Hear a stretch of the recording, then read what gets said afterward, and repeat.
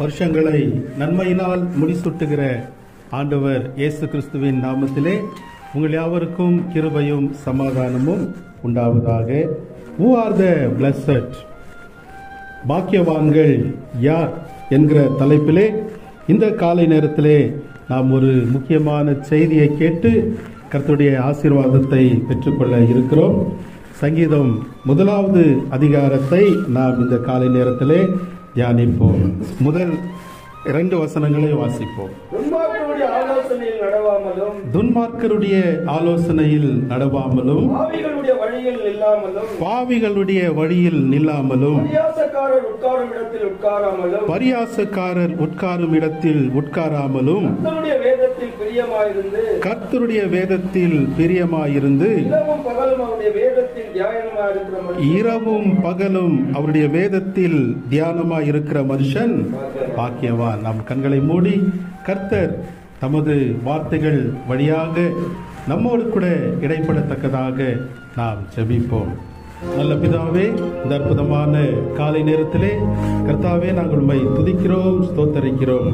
கர்த்தர் எங்களுக்கு கிருபையாக தம்முடைய வேதத்தை கொடுத்திருக்கிறேன். நம்முடைய வேதத்தின் மகத்துவங்களை அறிந்து கொள்ள கர்த்தர் எங்களுக்கு கிருபை செய்திருக்கிறேன். நாங்கள் உமக்கு நன்றி செலுத்துகிறோம்.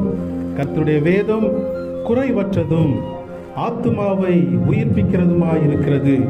ஆகவே இப்படிப்பட்ட வேதத்தை நாங்கள் அனுதினமும் வாசிக்க, கை கொள்ள, கடைபிடித்து இந்த உலகத்திலே நீர் கொடுக்கிற ஆசீர்வாதங்களை, நன்மைகளை பெற்றுக்கொள்ள கர்த்தர் எங்களுக்கு உதவி செய்யத்தக்கதாய் ஜெபிக்கிறோம்.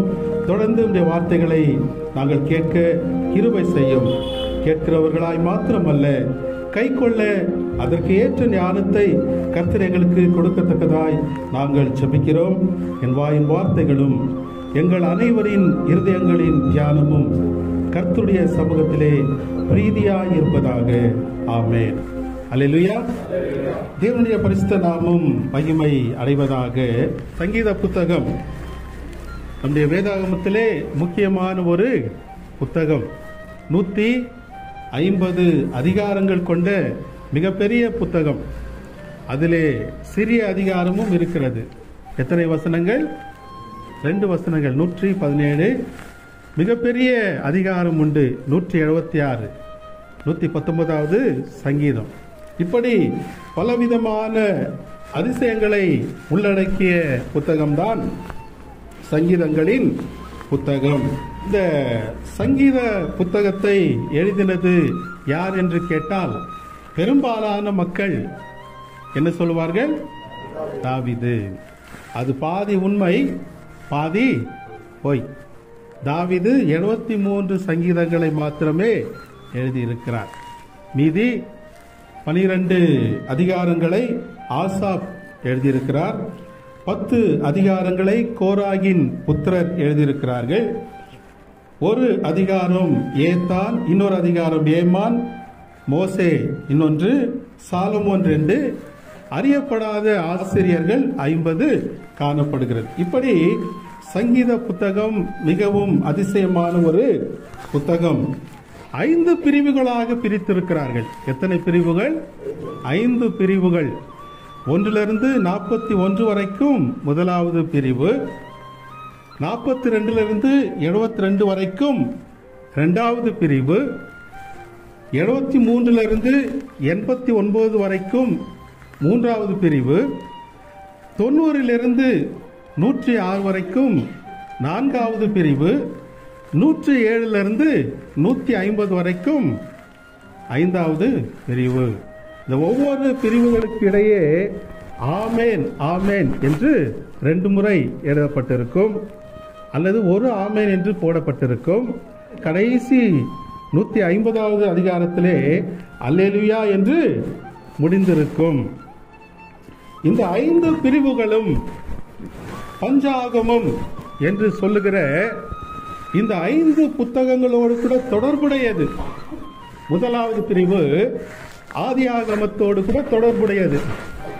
ஆண்டவருடைய சிருஷ்டிப்பின் அம்சங்களை விவரிக்கக்கூடியது. 2வது பிரிவு 43லிருந்து 72 வரைக்கும் இருக்கிற பிரிவு யாத்ராகமத்தோடு கூட தொடர்புடையது. இரட்சகராகிய தேவனை குறித்து, அவருடைய அம்சங்களை குறித்து விவரிக்கக்கூடியது. மூன்றாவது பிரிவு லேவியாராகமம், பரிசுத்த தேவனுடைய அம்சங்களை குறித்து சொல்லக்கூடியது.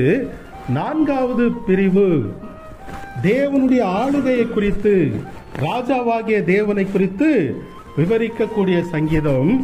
ஐந்தாவது பிரிவு உபாகமம், வார்த்தையாகிய தேவனை குறித்து அறிவிக்கிற சங்கீதம். இவைகள் நியாயப்பிரமாண புத்தகங்கள் என்று அழைக்கப்படுகிறது. நியாயப்பிரமாண புத்தகம் தோரா, பஞ்சாகமம். இந்த நியாயப்பிரமாண புத்தகத்துக்கு முக உரையாக அமைந்திருப்பதுதான் இந்த முதலாவது சங்கீதம். முழு வேதாகமத்துக்கும் முகவுரையை போல இருப்பதுதான் இந்த முதலாவது சங்கீதம். பாக்கியவான்கள், பாக்கியவான்கள் யார் என்கிற இந்த முக்கியமான கேள்விக்கு விடை கொடுக்கக்கூடிய சங்கீதம் தான் இந்த முதலாவது சங்கீதம். இந்த உலகத்திலே பாக்கியவான்கள் என்றால் அநேக பொருட்களை வைத்திருப்பவர்கள், நிறைய பேங்க் பேலன்ஸ் வைத்திருப்பவர்கள், சொகுசான வீட்டிலே வாழ்கிறவர்கள், சொகுசான வாகனங்களை வைத்திருப்பவர்கள் என்று புரிந்து கொள்வார்கள். ஆனால் அது அல்ல. பரிசுத்த வேதம் பாக்கியவான்கள் யார், எப்படிப்பட்டவர்கள் என்பதை மிகவும் அற்புதமாக விவரிக்கிறது. பாக்கியவான்கள் என்றால் மகிழ்ச்சி பெற்றவர்கள், நற்பேறு பெற்றவர்கள் என்று பொருள். திருப்தி அடைந்தவர்கள், ஆசீர்வதிக்கப்பட்டவர்கள் என்று பொருள். இந்த முதலாவது சங்கீதம் உலகத்திலே பாக்கியமுள்ள மனிதர்கள் யார் என்பதை மிகவும் தெளிவாக அடையாளப்படுத்தி காட்டுகிறது. அதைதான் இந்த காலை நேரத்திலே நாம் சிந்திக்க இருக்கிறோம். தேவனுடைய ஆசீர்வாதங்களை பெற்று இந்த பூமியிலே பாக்கியவான்களாக நாம் விளங்க இருக்கிறோம். முதலாவது வசனத்தை இன்னொரு முறை வாசிப்போம். ஆலோசனையில் நடவாமலும், பாவிகளுடைய வழியில் நில்லாமலும், பரியாசக்காரர் உட்காரும் இடத்தில் உட்காராமலும், கர்த்தருடைய வேதத்தில் பிரியமாயிருந்து இரவும் பகலும் அவருடைய வேதத்தில் தியானமாயிருக்கிற மனுஷன் பாக்கியவான். முதலாவது வசனத்திலே நாம் பார்க்கிறோம், துன்மார்க்கருடைய ஆலோசனையில் நடவாமலும், பாவிகளுடைய வழியில் நில்லாமலும், பரியாசக்காரர் உட்காரும் இடத்தில் உட்காராமலும். இது ஒரு பிரித்தெடுக்கப்பட்ட வாழ்க்கை. It is a separated life. பாக்கியவான்கள் அவருடைய வாழ்க்கை எப்படி இருக்கும் என்றால் பிரித்தெடுக்கப்பட்ட வாழ்க்கையை வாழ்கிறவர்கள். எப்படி பிரித்தெடுக்கப்பட்ட வாழ்க்கை? துன்மார்க்கருடைய ஆலோசனையின்படி நடவாமல், பாவிகளுடைய வழியில் நில்லாமல், பரியாசக்காரர் உட்காரும் இடத்தில் உட்காராமல். இந்த உலகம் முழுவதும் இப்படிப்பட்ட துன்மார்க்கர்களினாலே, பாவிகளினாலே, பரியாசக்காரர்களினாலே நிறைந்திருக்கிறது. இவர்களை விட்டு பிரிந்து விலகி இருக்கிற வாழ்க்கைதான் பாக்கியமான ஒரு வாழ்க்கை. யாக்கோபு 4:4 வாசிக்கிறோம், உலக சிநேகம் தேவனுக்கு விரோதமான பகை என்று அறியீர்களா? இந்த உலக மக்கள் துன்மார்க்கர்களாக, பாவிகளாக, பரியாசக்காரர்களாக இருக்கிறார்கள். இப்படிப்பட்டவர்களிடத்திலிருந்து விலகி இருக்கிற வாழ்க்கை தான் தேவன் விரும்புகிற வாழ்க்கை, பாக்கியமான ஒரு வாழ்க்கை. அதே யாக்கோபு 1வது அதிகாரம் 27வது வசனத்திலும் நாம் இப்படி பார்க்கிறோம்,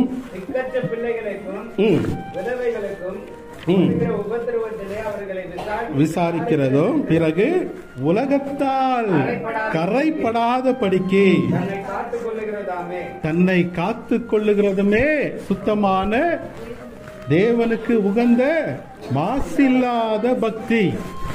இந்த உலக வழக்கத்துக்கு கரைப்படாத ஒரு வாழ்க்கை, உலகத்துக்கு விலகி இருக்கிற ஒரு வாழ்க்கை, உலக வேஷம் தெரியாத ஒரு வாழ்க்கை, உலக சிநேகத்தை விட்டு பிரிந்திருக்கிற ஒரு வாழ்க்கை. இந்த பிரித்தெடுக்கப்பட்ட வாழ்க்கையை வாழுகிறவர்கள் தான் பாக்கியவான்கள். அவர்கள் நீதிமான்கள். வேதம் முழுவதும் 2 வித காரியங்களை குறித்து மிகவும் அழகாய் பேசுகிறது. துன்மார்க்கர், நீதிமான்கள். சன்மார்க்கர் என்று சொல்லுகிறோமே, அவர்கள் யார் என்றால் அவர்களும் இந்த துன்மார்க்க கூட்டத்தை சார்ந்தவர்கள் தான். அவர்களுடைய சன்மார்க்க ஜீவியத்தினாலே தேவனுக்கு ஒரு பிரயோஜனமும் இல்லை. யோபு 9:22 வாசிக்கிறோம், சன்மார்க்கனையும் துன்மார்க்கனையும் தேவன் நியாயம் தீர்ப்பார், அழித்து போடுவார். ஆக துன்மார்க்கமான மக்கள் இருக்கிறார்கள், நீதிமான்களாகிய மக்கள் இருக்கிறார்கள். இருள் இருக்கிறது, ஒளி இருக்கிறது, ஜீவ வழி இருக்கிறது, மரண வழி இருக்கிறது. இப்படி ரெண்டு காரியங்கள் இந்த உலகத்திலே காணப்படுகிறது. துன்மார்க்கத்துக்கு விலகின வாழ்க்கை தான் பாக்கியமுள்ள வாழ்க்கை. துன்மார்க்கருடைய ஆலோசனையின்படி நடவாமல், துன்மார்க்கருடைய ஆலோசனை அது சாத்தானுடைய ஆலோசனை. ஆதி பெற்றோர்கள் அவர்களுக்கு சாத்தான் ஒரு ஆலோசனை கொடுத்தான். என்ன ஆலோசனை? ஏதேன் தோட்டத்துக்கு வந்து தேவன் விலக்கின கனியை இதை புசியுங்கள். ஆண்டவர் கண்டிப்பாக கட்டளை கொடுத்திருந்தார், இந்த கனியை புசிக்கும் நாளிலே நீங்கள் சாகவே சாவீர்கள். சாத்தான் ஓடி வந்தான். அவன் அவர்களுக்கு ஆலோசனை கொடுக்கிறான். என்ன சொல்லுகிறான்? இந்த கனியை புசித்தால் உங்களுக்கு ஒண்ணுமே நடக்காது, நீங்கள் சாவதில்லை, மாறாக தேவர்களைப் போல மாறிவிடுவீர்கள். அந்த ஆலோசனையை அவர்கள் ஏற்றுக்கொண்டார்கள். முடிவு என்ன? மகிமையை இழந்தார்கள், பாவம் உட்பிரவேசித்தது, பாடுகள் வந்தது, மரணம் மனுக்குலத்தை ஆட்கொண்டது. துன்மார்க்கரின் ஆலோசனை. யூதாஸ் அதிகாரிகளோடும் ஆசாரியர்களோடும் ஆலோசனை பண்ணினார். என்ன ஆலோசனை? இயேசு கிறிஸ்துவை காட்டி கொடுப்பதற்காக ஆலோசனை. 30 வெள்ளிக்காசுக்காக அவரை காட்டி கொடுக்க ஆலோசனை பண்ணினான். முடிவு என்ன? அவனுடைய முடிவு எப்படி இருந்தது? நான்று கொண்டு செத்தான், வயிறு வெடித்து நான்று கொண்டு செத்தான். அருமையான தேவனுடைய பிள்ளைகளே, நமக்கும் அநேக ஆலோசனை இந்த உலகத்திலே கொடுப்பார்கள். பிறந்தது முதல் சாகிற வரைக்கும் பலவித ஆலோசனைகள் நம்மை தேடி வருகிறது. இந்த பெயர் வைக்காதே, உனக்கு ஒரு சலுகையும் கிடைக்காது, கிறிஸ்தவ பெயர் வைக்கக்கூடாது, ஆலோசனை கொடுக்கிறார்கள். குடும்பத்திலே எத்தனையோ பேர் ஆலோசனை கொடுத்து பிரித்து வைக்கிறார்கள். திருமண காரியங்களிலே ஆலோசனை கொடுக்கிறார்கள். இப்படி நம்முடைய வாழ்க்கையிலே ஒவ்வொரு நாளும் ஆலோசனை கொடுக்கிறவர்களை நாம் பார்க்கிறோம். துன்மார்க்கருடைய ஆலோசனையின்படி நடவாமல், தேவனை குறித்து வேதத்திலே பார்க்கிறோம். சங்கீதம் 33:11 வாசிப்போம். கர்த்தருடைய ஆலோசனை நித்திய காலமாகவும் அவருடைய இருதயத்தின் நினைவுகள் தலைமுறை தலைமுறையாகவும் இருக்கும். யாருடைய ஆலோசனை நித்திய காலமாக இருக்கும்? கர்த்தருடைய ஆலோசனை. அவர் ஆலோசனையில் ஆச்சரியமானவர். நமக்கு ஒரு பாலகன் பிறந்தார், இயேசு கிறிஸ்துவை குறித்து சொல்லப்பட்டிருக்கிறது. அவருடைய நாமம் அதிசயமானவர், ஆலோசனை கர்த்தா. ஏசாயா 46:10 வாசிக்கிறோம், என் ஆலோசனை நிலை நிற்கும், கர்த்தருடைய ஆலோசனை நித்திய காலமாய் இருக்கும். ஏசாயா 28:29 பார்க்கிறோம், அவர் ஆலோசனையில் ஆச்சரியமானவர். அல்லேலூயா. இப்படி தேவனுடைய ஆலோசனையை கேட்டு வாழ்கிறவர்கள் தான் பாக்கியவான்கள். துன்மார்க்கருடைய ஆலோசனை கேட்டு நடக்கிறவர்கள் அழிந்து போவார்கள், முடிவு பரிதாபமாக இருக்கும். அப்போ இந்த தேவனுடைய ஆலோசனை நமக்கு எங்கே கிடைக்கும்? வேதம் முழுவதும் தேவனுடைய ஆலோசனையினால் நிறைந்திருக்கிறது. இந்த ஆலோசனைகளை அனுதினமும் வாசித்து கை கொள்ளும் பொழுது நம்முடைய வாழ்க்கை சிறப்பாக இருக்கும், பாக்கியவான்களாக நாம் திகழுவோம். இரண்டாவதாக, பாவிகளின் வழி. துன்மார்க்கருடைய ஆலோசனையின்படி நடவாமலும் பாவிகளுடைய வழியில் நில்லாமலும் நாம் இருக்க வேண்டும். பாவிகளுடைய வழியிலே நாம் இருக்கக்கூடாது. இந்த உலகத்திலே எத்தனையோ மக்கள் காணப்படுகிறார்கள். ஒவ்வொருவருக்கும் ஒவ்வொரு வழி, என் வழி தனி வழி என்று போய்கொண்டிருக்கிறார்கள். மனுஷனுக்கு செம்மையாய் தோன்றுகிற வழி உண்டு, அதன் முடிவு மரணம். இந்த மனுஷ வழியிலே, பாவிகளுடைய வழியிலே நாம் செல்வோம் என்றால் நம்முடைய வாழ்க்கை சிறப்பாக இருக்காது. ஆகவே பிரியமானவர்களே, ஆண்டவர் இயேசு கிறிஸ்து சொன்னார், நானே வழி, நானே வழி. நானும் ஒரு வழிகாட்டி என்று சொன்னாரா? வழிகாட்டி அல்ல, அவர் வழி. இயேசு கிறிஸ்து வழி. ஏன் அப்படி சொன்னார்? ஒரு இடத்திலிருந்து இன்னொரு இடத்துக்கு நாம் போகிறோம். இந்த போகும்போது ஒரு இடத்துல நாம் கேட்கிறோம், இந்த இடத்துக்கு எப்படி போவது? அவர் சொல்லுகிறார், நீங்க இந்த இடத்துக்கு வாருங்கள், அங்கிருந்து ஒரு ஆட்டோ பிடித்து பஸ் ஸ்டாண்டுக்கு போகுங்கள், அங்கே ஒரு பஸ்ஸை பிடித்து அந்த ஊருக்கு போய் சேருங்கள், அங்கிருந்து லெஃப்ட்ல போங்கள், ரைட்ல போங்கள், அங்க ஒரு ஹோட்டல் இருக்கும், அங்க ஒரு மரம் இருக்கும், இந்த பக்கம் போனால் நீங்க போகிற இடத்தை அடைந்து விடுவீர்கள். இப்படி சொன்னவர் யார்? இப்படி சொல்லுகிறவர் யார்? வழிகாட்டி, கைட். ஆனால் இயேசு கிறிஸ்து நானே வழி என்று சொன்னார். இப்போ இன்னொரு இடத்துக்கு போகிறோம், ஒரு இடத்துல ஆலோசனை கேட்கிறோம். அவர் சொல்லுகிறார், நீங்க ஆட்டோவும் பிடிக்க வேண்டாம், பஸ்ஸும் பிடிக்க வேண்டாம், யாரையும் கேட்க வேண்டாம், என்னோடு கூட இருங்கள், என்னோடு கூட வாருங்கள், நானும் அந்த இடத்துக்கு தான் போகிறேன், என்னோடு கூட வந்தால் நீங்க பத்திரமா அந்த இடத்திலே போய் சேருவீர்கள் என்று சொன்னால் அவர் வழி. அப்போ நமக்கு மிகுந்த சந்தோஷம் உண்டாகும், பதட்டம் இருக்காது, பயம் இருக்காது, குழப்பம் இருக்காது. அதைதான் ஆண்டவர் சொல்லுகிறார். இன்றைக்கு உலக மக்கள் தெய்வத்தை அடைய, முக்தியை அடைய பல காரியங்களை செய்து கொண்டிருக்கிறார்கள். இங்கிருந்து அங்க புனித யாத்திரை, நீராடுகிறார்கள், உடலை வருத்திக் கொள்ளுகிறார்கள், பலவிதமான வண்ண உடைகளை அணிந்து கொள்ளுகிறார்கள், பலவித மலைகளை ஏறிக்கொண்டிருக்கிறார்கள். இதெல்லாம் வழிகளை அறிய அவர்கள் ஓடுவது. இயேசு கிறிஸ்து தெளிவாக சொல்லியிருக்கிறார், நானே வழி. அவரோடு கூட நாம் இருந்தால் நாம் பத்திரமாக சேர வேண்டிய இடத்துக்கு போய் சேருவோம். பாவிகளுடைய வழியில் நில்லாமல் இயேசு கிறிஸ்துவின் வழியிலே நாம் செல்ல நம்மை ஒப்பு கொடுப்பதுதான் பாக்கியமான ஒரு வாழ்க்கை. அல்லேலூயா. அந்த வழியிலே செல்லுகிறவர்கள் எப்படிப்பட்டவர்கள்? ஏசாயா 35:8 வாசிப்போம். ஏசாயா தீர்க்கதரிசன புஸ்தகம் 35:8.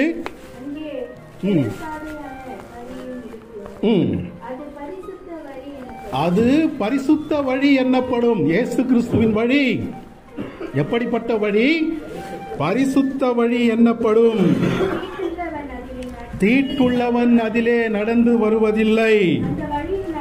அந்த வழியில் நடக்கிறவர்கள் பேதையாயிருந்தாலும் திசை கெட்டு போவதில்லை. எனக்கு படிப்பு அறிவு இல்லை, எனக்கு ஞானம் இல்லை, திறமை இல்லை, இப்படியெல்லாம் வேதத்தின் கோட்பாடுகளை என்னாலே கை கொள்ள முடியாது, ஒன்றுக்கும் கவலை வேண்டாம். இயேசு கிறிஸ்துவோடு கூட இருந்தாலே போதும், நாம் சேர வேண்டிய இடத்துக்கு பத்திரமாய் போய் சேருவோம். துன்மார்க்கருடைய ஆலோசனையின்படி நடவாமலும், பாவிகளுடைய வழியில் நில்லாமலும், பரியாசக்காரர் உட்காரும் இடத்தில் உட்காராமலும். பரியாசக்காரர்கள் பிறருடைய துன்பத்திலே இன்பம் காண்கிறவர்கள், பிறரை அழ வைத்து நகைக்கிறவர்கள் பரியாசக்காரர்கள். அப்பொழுதெல்லாம் பரியாசக்காரர்கள் திண்ணையிலே உட்கார்ந்து கொண்டிருப்பார்கள், தெருமுனைகளிலே கூட்டமாய் காணப்படுவார்கள். இப்பொழுது பரியாசக்காரர்கள் எங்க இருக்கிறார்கள் தெரியுமா? சோசியல் மீடியா, டிவியிலே இருக்கிறார்கள், பல மேடைகளிலே இருக்கிறார்கள். பலரை சிரிக்க வைத்து சிலரை அழ வைக்கிறார்கள். இப்படிப்பட்ட பரியாசக்காரர்கள் உட்காரும் இடத்தில் உட்காராமலும். பாருங்கள், ஆவியானவர் எப்படி எழுதுகிறார்? முதலாவதாக, துன்மார்க்கருடைய ஆலோசனையில் நடவாமல். பிறகு நில்லாமல், பிறகு உட்காராமல். இந்த துன்மார்க்கருடைய வாழ்க்கை படிப்படியான வளர்ச்சி அல்ல, படிப்படியான வீழ்ச்சி. ஒரு குழந்தை பிறக்கிறது, படுத்து கொண்டிருக்கிறது, உட்காருகிறது, நிற்கிறது, நடக்கிறது. இப்படி குழந்தையின் வாழ்க்கையை நாம் பார்க்கிறோம். ஆனால் துன்மார்க்கருடைய வாழ்க்கை எப்படி இருக்கிறது? அவர்கள் நடக்கிறார்கள், பிறகு நிற்கிறார்கள், பிறகு உட்காருகிறார்கள், பிறகு மரணம், அவருடைய முடிவு அழிவு, படிப்படியான வீழ்ச்சி. பாக்கியமுள்ளவர்களின் வாழ்க்கை படிப்படியான வளர்ச்சி, நீதிமான்களுடைய வாழ்க்கை படிப்படியான வளர்ச்சி. ஆனால் துன்மார்க்கருடைய வாழ்க்கை படிப்படியான வீழ்ச்சி. படிப்படியா இருக்கும். ஃபேன் மாதிரி சுவிட்ச் ஆஃப் பண்ண உடனே சுத்தி சுத்தி சுத்தி சுத்தி பிறகு நின்று போவார்கள். படிப்படியான ஒரு வீழ்ச்சி. பாவிகளுடைய வழியிலே நில்லாமல், பரியாசக்காரர் உட்காரும் இடத்தில் உட்காராமல், துன்மார்க்கருடைய ஆலோசனையின்படி நடவாமல் இருக்கிறவர்கள் தான் பிரித்தெடுக்கப்பட்டவர்கள். அவர்கள் பாக்கியவான்கள். 2வது வசனத்தை வாசிப்போம்.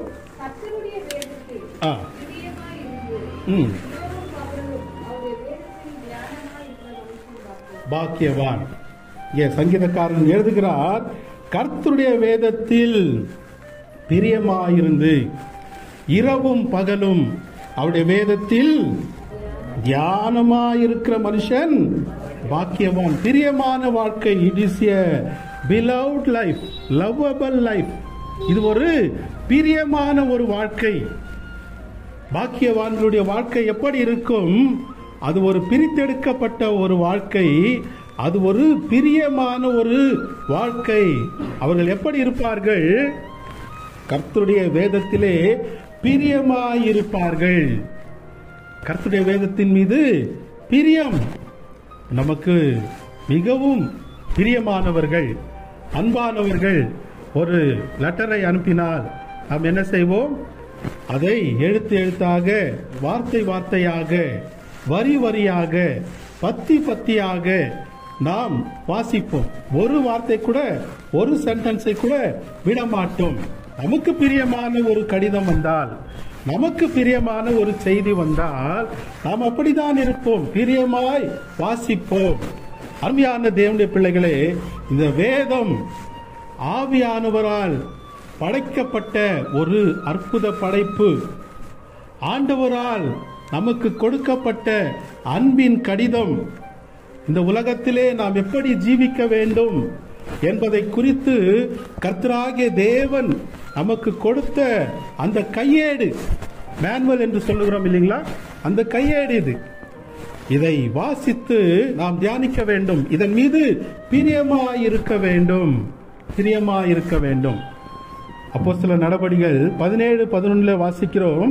அப்போஸ்தலர் நடபடிகள் 17:11 அந்த பட்டணத்தார், எந்த பட்டணத்தார்? பெரோயா பட்டணத்தார் மனோவாஞ்சையாய், எப்படி? மனோவாஞ்சையாய் காரியம் இப்படி இருக்கிறதா என்று நாள்தோறும் வேத வார்த்தைகளை ஆராய்ந்து பார்த்ததினாலே தெசலோனிக்கேயில் உள்ளவர்களை பார்க்கிலும் நற்குணசாலிகளாய் விளங்கினார்கள். எவ்வளவு பிரியமாய் வாசித்திருக்கிறார்கள். மனோவாஞ்சையாய் இந்த வேதத்தின் மீது அவர்களுக்கு அந்த தாகம் காணப்பட்டிருக்கிறது, அன்பு காணப்பட்டிருக்கிறது. அருமையானவர்களே, இப்படிப்பட்ட பிரியம் நமக்கு உண்டா? அநேகருக்கு வேதம் வேப்பம் காய மாதிரி இருக்கிறதா? வேப்பங்காய். கர்த்தருடைய வசனம் விசனமாய் இருக்கிறதா? கர்த்தருடைய வேதம் வேப்பங்காய மாதிரி. கர்த்தருடைய வார்த்தைகள் போதிக்கப்பட்டால் கேட்பவர்கள் இல்லை, காதை அடைத்துக் கொள்ளுகிறார்கள். வசனம் பேசினால் அவர்களுக்கு விசனம் வந்து விடுகிறது. மற்ற எல்லா காரியங்களையும் செய்கிறார்கள். ஏசாயா தீர்க்கதரிசன புத்தகம் 40வது அதிகாரம் 8வது வசனத்திலே வாசிக்கிறோம், புல் உலர்ந்து பூ உதிரும், நமது தேவனுடைய வசனங்களோ என்றென்றைக்கும் நிற்கும். அல்லேலூயா. இந்த வார்த்தைகளுக்கு, வசனங்களுக்கு அழிவு இல்லை. அல்லேலூயா. இந்த வசனத்துக்கு அழிவு இல்லை. உலகமும் அதிலே காணப்படுகிற எல்லாமே அழிந்து போகும். வானமும் பூமியும் ஒழிந்து போகும். ஆனால் கர்த்தருடைய வசனமோ என்றென்றைக்கும் நிற்கும். இந்த வசனத்தை வாசிக்கிறவர்களும் என்றென்றைக்கும் இருப்பார்கள். இந்த வசனத்தை கை கொள்ளுகிறவர்களும் என்றென்றைக்கும் நிலைத்திருப்பார்கள். மார்ட்டின் லூத்தர் கிங் என்கிற ஒரு தேவனுடைய பக்தன் அவர் சொல்லுகிறார், நான் பரலோகத்துக்கு போனாலும் இந்த வேதம் இல்லை என்றால் என்னாலே இருக்க முடியாது. பரலோகத்துக்கு போனாலும் இந்த பைபிள் எனக்கு தேவை. நரகத்துக்கு போனாலும் இந்த வேதம் மட்டும் எனக்கு இருந்தால் நான் வாழ்ந்து விடுவேன் என்று சொல்லுகிறார். அவ்வளவு ஒரு ஆழமான கருத்துக்களை, புதையல்களை உள்ளடக்கியதுதான் கர்த்தருடைய வேதம். இந்த வேதத்திலே பிரியமாயிருக்க வேண்டும். அடுத்ததாக தியானமாயிருக்க வேண்டும். இரவும் பகலும் கர்த்தருடைய வேதத்திலே தியானமாயிருக்கிற மனுஷன் பாக்கியவான். தியானமாயிருப்பது என்றால் என்ன? இமயமலையில போய் உட்கார்ந்து கொண்டு குடும்பத்தை உதறிவிட்டு எப்பொழுதும் உட்கார்ந்து கொண்டு அப்படியே தியானிப்பதா? இல்லை. நம்முடைய நாட்டிலே அப்படிதான் சொல்லிக் கொடுக்கிறார்கள். மனதை வெறுமையாக்கு, இருதயத்தை வெறுமையாக்கு, அதுதான் தியானம் என்று சொல்லுகிறார்கள். இருதயத்தை வெறுமையாக்குவதுதான் தியானம். அப்படி வெறுமையாக்கினால் பிசாசு உள்ளே வந்து விடுவான், கெட்ட ஆவி உள்ளே வரும். அருமையானவர்களே, தியானம் என்று வேதம் நமக்கு கற்றுக் கொடுப்பது என்னவென்றால், கர்த்தருடைய வார்த்தைகள் நம்முடைய உள்ளத்தை நிறைத்திருக்க வேண்டும். நாள் முழுவதும் இந்த வார்த்தைகள் நம்மை ஆளுகை செய்ய வேண்டும். அல்லேலூயா. இந்த வார்த்தைகள் நாள் முழுவதும் நம்மை ஆளுகை செய்ய வேண்டும். இரவும் பகலும் தியானித்துக் கொண்டிரு என்றால், இரவும் பகலும் இந்த வார்த்தைகள் நம்மை ஆளுகை செய்ய வேண்டும். பேசுகிறோம், பேசிக்கொண்டிருக்கிறோம், ஒரு தவறான வார்த்தை பேசுகிறோம் என்றால் உடனே கர்த்தருடைய வார்த்தை என்ன செய்யும்? ஒவ்வொரு வார்த்தை குறித்தும் கணக்கு ஒப்புவிக்க வேண்டும் என்ற வார்த்தை ஞாபகத்துக்கு வர வேண்டும். உடனே தவறான வார்த்தைகளுக்கு நாம் விலகுகிறோம். தீய வழியிலே நடக்கிறோம் என்றால் உடனே கர்த்தருடைய வார்த்தைகள் நம்மை தேடி வருகிறது. துன்மார்க்கருடைய ஆலோசனையின்படி நடவாமல், பாவிகளுடைய வழியில் நில்லாமல் உடனே தவறான வழிக்கு விலகுகிறோம். தீய எண்ணம் வருகிறது, உடனே கர்த்தருடைய வார்த்தை நம்மை ஆளுகை செய்யும் பொழுது அதுதான் இரவும் பகலும் தியானிப்பது. அல்லேலூயா. யோசுவா 1வது அதிகாரம் 8வது வசனத்தை வாசிப்போம். நியாயப்பிரமாண புஸ்தகம் உன் வாயை விட்டு பிரியாதிருப்பதாக, இதில் எழுதியிருக்கிறபடி எல்லாம் நீ செய்ய கவனமா இருக்கும்படி இரவும் பகலும் அதை தியானித்து கொண்டிருப்பாயாக. அப்பொழுது நீ உன் வழியை வாய்க்க பண்ணுவாய், புத்திமானாயும் நடந்து கொள்ளுவாய். அபிஷேகம் பண்ணப்பட்டவனுக்கு தேவனுடைய வார்த்தை வருகிறது.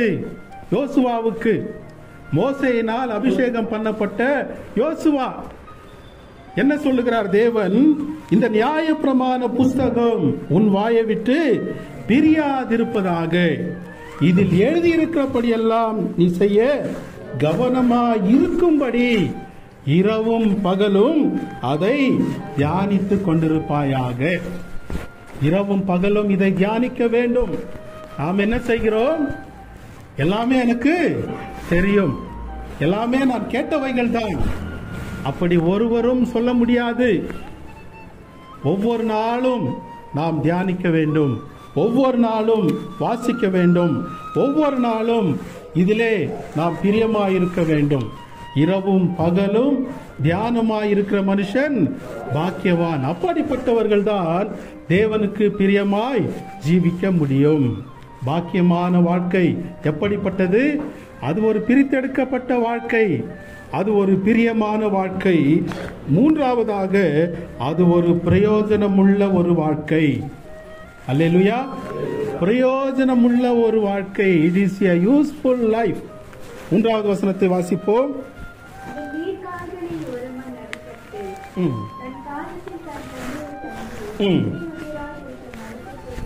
மரத்தை போல் இருப்பான். போதும், அவன் செய்வதெல்லாம் வாய்க்கும். அவன் எப்படிப்பட்டவன்?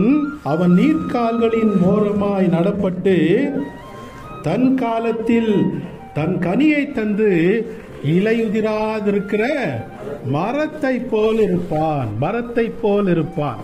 ஸ்ட்ராங்கா இருப்பான், உறுதி. நீர்க்கால்களின் ஓரமாய் நடப்பட்ட மரமாய். நீர்க்கால் அல்ல, நீர்க்கால்கள். பல விதங்களிலே நன்மைகள் அவனை தேடி வரும்.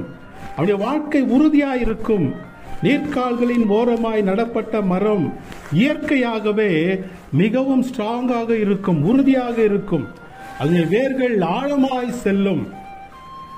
புயல் அடித்தாலும், காற்றடித்தாலும், மழை வந்தாலும், வெயில் வந்தாலும் அந்த மரத்தை அசைக்க முடியாது. நீர்க்கால்களின் ஓரமாய் நடப்பட்ட மரம் உறுதியாயிருக்கும். அதுபோல பாக்கியமுள்ள வாழ்க்கையை நீ வாழ்வாய் என்றால் உன் வாழ்க்கையிலே சஞ்சலம் வரலாம், சங்கடம் வரலாம், வியாதி வரலாம், வருத்தம் வரலாம், பிரச்சனைகள் வரலாம், போராட்டம் வரலாம். அவர்களை அசைக்கவே முடியாது. நீர்க்கால்களின் ஓரமாய் நடப்பட்ட மரமாய் தன் காலத்தில் தன் கனியை கொடுத்து அவர்கள் இருப்பார்கள். உற்பத்தி உறுதியாயிருப்பார்கள். அவர்கள் கனி கொடுப்பார்கள். தன் காலத்துக்கு ஏற்றபடி கனி கொடுப்பார்கள். கனி கொடுக்கிற ஒரு வாழ்க்கை தேவனுடைய நோக்கம் அவருடைய வாழ்க்கையிலே நிறைவேறும். ஆண்டவர் எதற்கு நம்மை ஏற்படுத்தினார்? யோவான் 15:16 நீங்கள் என்னை தெரிந்து கொள்ளவில்லை, நான் உங்களை தெரிந்து கொண்டேன். நீங்கள் என் நாமத்தினாலே எதுவோ அதை அவர் உங்களுக்கு கொடுக்கத்தக்கதாக நீங்கள் போய் கனி கொடுக்கும்படி உங்கள் கனி நிலைத்திருக்கும்படிக்கும் நான் உங்களை ஏற்படுத்தினேன். அவர்கள் நிச்சயமாக கனி கொடுப்பார்கள். தேவனுடைய நோக்கத்தை, சித்தத்தை நிறைவேற்றுவார்கள். எரேமியா 17வது அதிகாரம் 7-8 வசனங்களிலே பார்க்கிறோம். கர்த்தர் மேல் நம்பிக்கை வைத்து கர்த்தரை தன் நம்பிக்கையாக கொண்டிருக்கிற மனுஷன் பாக்கியவான். அவன் தண்ணீர் அண்டையிலே நாட்டப்பட்டதும் கால்வாய் ஓரமாக தன் வேர்களை விடுகிறதும் உஷ்ணம் வருகிறதை காணாமல் இலை பச்சையானதும் மழை தாட்சியான வருஷங்களிலும் வருத்தமின்றி தப்பாமல் கனி கொடுக்கிறதுமான மரத்தை போல் இருப்பான். அல்லேலூயா. துன்மார்க்கருடைய ஆலோசனையின்படி நடவாமல், பாவிகளுடைய வழியில் இல்லாமல், கர்த்தருடைய வேதத்திலே தியானமாய் இருக்கிற மனுஷன் நீர்க்கால்களின் ஓரமாய் நடப்பட்டு தன் காலத்தில் தன் கனியை தந்து இலை உதிராதிருக்கிற மரத்தை போல இருப்பான். அவன் உறுதியாய் இருப்பான். அவன் கனி கொடுப்பான். அவன் செழித்திருப்பான், பசுமையாயிருப்பான். சங்கீதம் 92:15 பார்க்கிறோம். அவர்கள் முழுதீர் வயதிலும் கனி தந்து புஷ்டியும் பசுமையுமாய் இருப்பார்கள். இலை உதிராதிருக்கிற மரத்தை போல பசுமையான ஒரு வாழ்க்கை, செழுமையான ஒரு வாழ்க்கை. வயது ஆகிவிட்டாலும் அவர்களை தேவன் பசுமையும் புஷ்டியுமாக மாற்றுவார். அல்லேலூயா.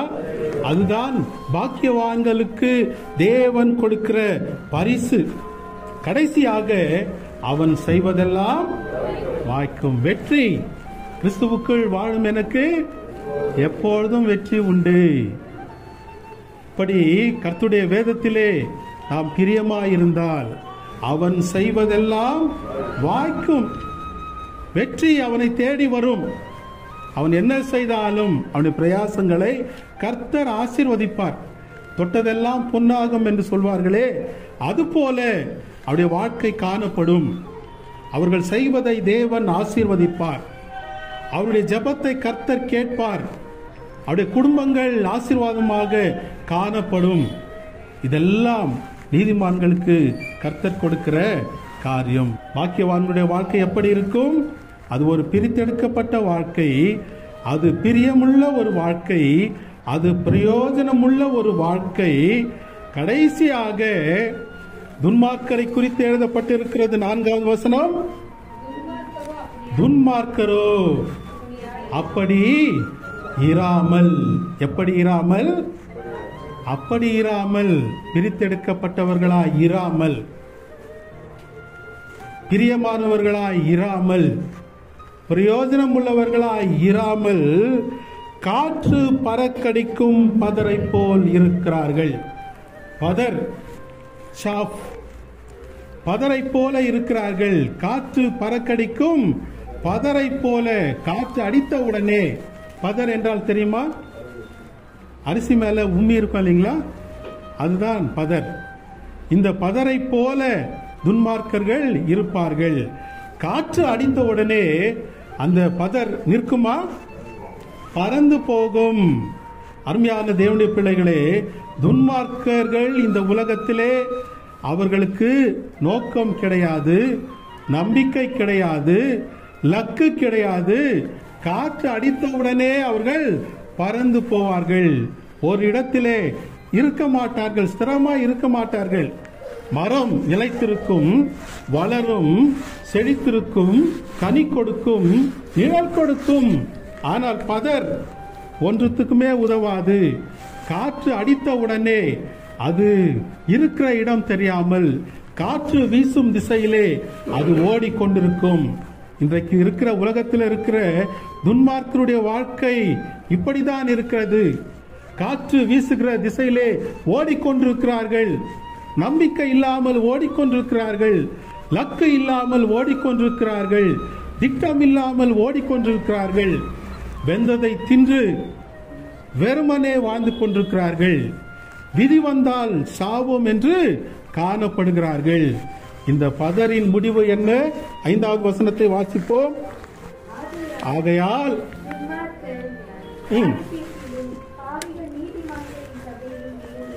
ஆகையால் துன்மார்க்கர் நியாய தீர்ப்பிலே, பாவிகள் நீதிமான்களின் சபையிலே நிலை நிற்பதில்லை. துன்மார்க்கர்கள் தேவனுடைய நியாய தீர்ப்பிலே நிற்க முடியாது.